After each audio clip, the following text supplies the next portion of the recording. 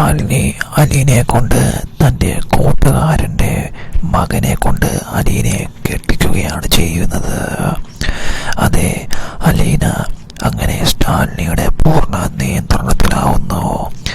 മനുവിനെ നേരിട്ട് കണ്ട സ്റ്റാലിനി അലീനയും മനുവും പ്രണയത്തിലാണെന്ന് തിരിച്ചറിയുന്നു. ആ ബന്ധം സ്റ്റാലിനിക്ക് ഇഷ്ടപ്പെടുന്നില്ല. തൻ്റെ മകളാണ് അലീന എന്നുള്ള ബോധ്യമുള്ളതുകൊണ്ടും അലീന തൻ്റെ ഇഷ്ടത്തിനൊത്ത് ജീവിക്കണമെന്നുള്ള സ്റ്റാലിനിയുടെ പിടിവാശിയും അങ്ങനെ അലീനെ വലിയൊരു കുടുംബത്തിലേക്ക് അയക്കണമെന്നും അത് തൻ്റെ കൂട്ടുകാരൻ്റെ മകനെ കൊണ്ട് കെട്ടിക്കണമെന്നുമുള്ള നിർബന്ധത്തിലെത്തുകയാണ്. ആദ്യം അലീന അതിന് വഴങ്ങാതിരിക്കുമ്പോൾ ഞാൻ നിന്റെ സ്വന്തം അച്ഛനാണ് എന്ന് വെളിപ്പെടുത്തുകയാണ് സ്റ്റാലിനി. അവിടെ അലീന പതറിപ്പോകുന്നു.